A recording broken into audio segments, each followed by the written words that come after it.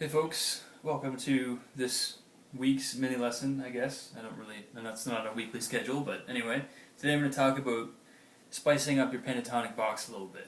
Pentatonic scale and pentatonic soloing is something that it doesn't really bother me. It's just, while it can sound very, very good, very easily, I find it to be a little unimaginative, and it can get quite bland quite quickly, because if you're only using 5 notes, you're going to run out of options very fast.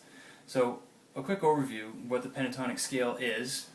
Normally scales, most scales are septatonic. They have 8 notes in them. So we'll take A major as the example. You've got 1, 2, 3, 4, 5, 6, 7, and then you have the octave, which doesn't count as a new note. Now, the pentatonic scale, it removes 2 notes from the natural major scale. It removes the 4th degree and the 7th degree. In this case, we're talking about G sharp and D. And the reason it takes those 2 notes out is because those are the only 2 notes in the whole scale that can form a tritone with each other, which, if not used carefully, can be quite detrimental to your soloing or to your recording or whatever. Tritones don't always sound good. They have very specific purposes. At least I think they do anyway. So, if you want to avoid that, accidentally bumping into a very dissonant interval while you're doing a solo, you take those two notes out, remove the interval, and you're left with just these 5 notes. The root, the 2nd, the 3rd, skip the 4th, the 5th, the 6th, and then again the octave at the top. So you get this. And in 2 octaves. And it's pretty easy to make that sound good because you're just sort of not going to run into any highly dissonant intervals, namely that guy right there. Now, that's not, I don't think, the easiest way to play the pentatonic major scale. The beauty of the guitar is that you can play numerous notes in different places because of the way it is. It allows you to stack notes on top of each other, as opposed to in a keyboard you have a very linear format. So what that lets you do is it lets you make patterns in different ways. So with the guitar, I find that the easiest way to get to the pentatonic major scale is to take your starting notes. So here we've got A major. You go over 2 frets, and then you get this little box of 3 strings, 2 fret apart, like that. And all you're doing is redistributing these notes. And then adding an octave on top from where you started. So you get this little box of the bottom 3 strings, 7th fret, 7th fret, 7th fret, 9th fret, 9th fret, 9th fret.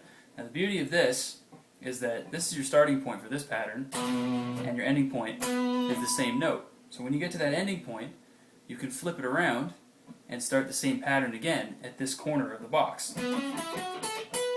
And then again at this corner of the box. And there you run out of strings, so you can't continue it. Or you can, but you have to start going over there. What was I going to say? And so this actually gives you a very fast pattern.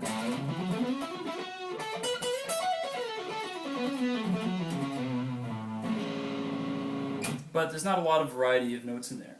So, what I propose is to add the pinky finger to that pattern. So you add on an extra note for each string. Now this helps in a number of ways. The first way being that I personally find it's a lot faster to do 3 notes per string. You can get speed up a lot quicker, especially if you're doing legato picking, like that.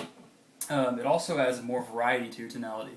It's very interesting. If you start adding your pinky, so in this case if we're in A, we're adding to the 10th fret, you go, and there you have the 4th degree of the scale that's back, and then there you have a flattened 7th, so we start to get this sort of mixolydian feel. And then on the top string of the pattern you add in the flattened 3rd, so it starts to give you that Dorian feel with the flattened 3rd and the flattened 7th. So you have this.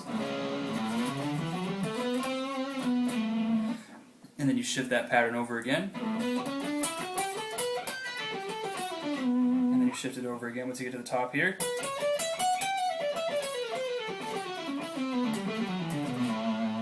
And that gives you a lot of more options, and it lets you play a lot quicker, I find, so you can get through stuff faster.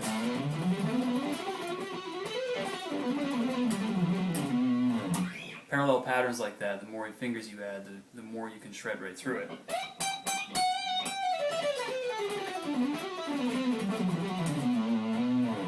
But it also gives you options for hanging notes too. If you're playing pentatonic and you want to do some bends and some hangs and some suspensions, you don't have a lot to choose from.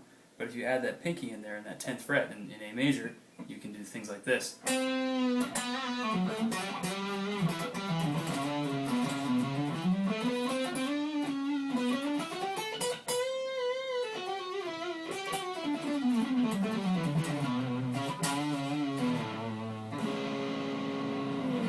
And that applies, of course, to any motion of the pentatonic scale, pretty much anywhere. So if we were going to do it in F, same thing.